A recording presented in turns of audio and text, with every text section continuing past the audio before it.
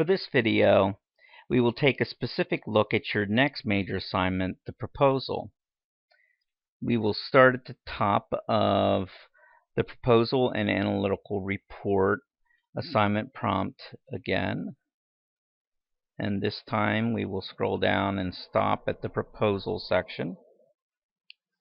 Now, the proposal you will write in this course will present the scenario and rhetorical situation you plan to use for your analytical report to your instructor for approval. In your proposal, you will also present the plan you have to complete your report by the report deadline, as well as the documentation style most appropriate for your rhetorical situation, 3 initial sources documented in that style, and annotations of each source. We will look in more detail at all of the separate requirements of the proposal below. Before we do, however, it is worth placing into context your main purpose to achieve by writing the proposal, which is to gain permission for your project idea and plan from your instructor. To do so, the prompt summarizes what you need to convince your instructor in the initial description before you get to the general requirements. 1. The suitability of your project topic.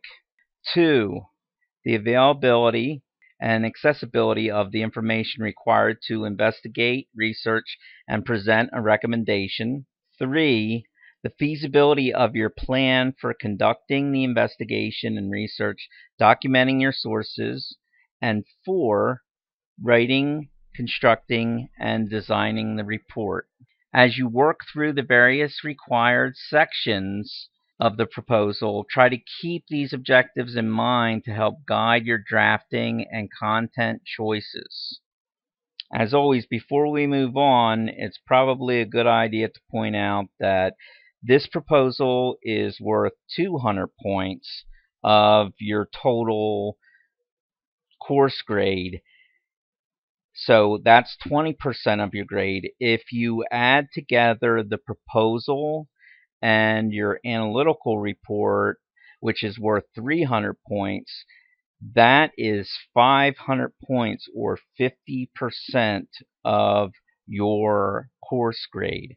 So keep that in mind. These things are half of your semester grade. So these two projects are interrelated and both very significant to your success this semester and to your grade. Okay, next let's take a look at the general requirements of the proposal. As you will notice when you look at the student proposal samples coming up in this video series, you will be formatting your proposal as a semi-formal report and one that will retain a general memo heading format, which will include the to, from, subject, and date heading information entry convention. The other format conventions you might consider to be part of the extended memo report type described here will include headings, multiple heading levels, things like bullets, single spacing, and others we will look at as you draft this. Next, you will need to present a detailed analysis of the scenario you have created for the project, including an audience analysis, a description of 2 real alternatives you will be analyzing, comparing and contrasting, as well as an initial list of the criteria you will be using to do so, and evaluate which one to recommend.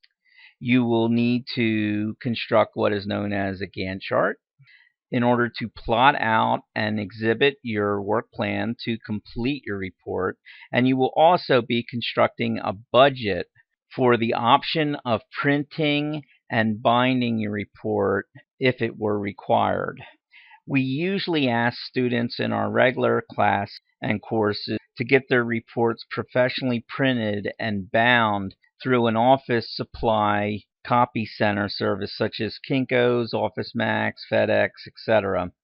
Although you will be turning your report in as a Word doc file for our online course, we will not require you to physically get your analytical report professionally printed and bound by such a service. But we will expect you to research how much it would cost to do so and present an itemized budget table in your proposal that summarizes what cost that would be. Even though you will not be utilizing those printing and binding services, budgets are a regular component of many proposals, and incorporating one here will be a productive experience for you. As I mentioned earlier, you will need to include documentation and annotations of 3 sources relevant to your report and project as well. And the approximate length of the proposal should be about 4 to 6 single-space pages. Although, as we discussed with the analytical report, format and design options can lengthen or shorten any document. And keep in mind as well that the proposal does not contain any front or end matter.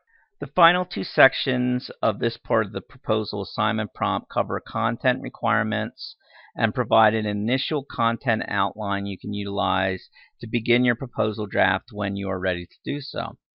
We have covered many of the content requirements listed for your proposal already, but let's quickly review them together so that you have them clear in your mind as you begin to prepare your work on it this semester. First, you have fabricated a realistic situation similar to one you could face in your professional future.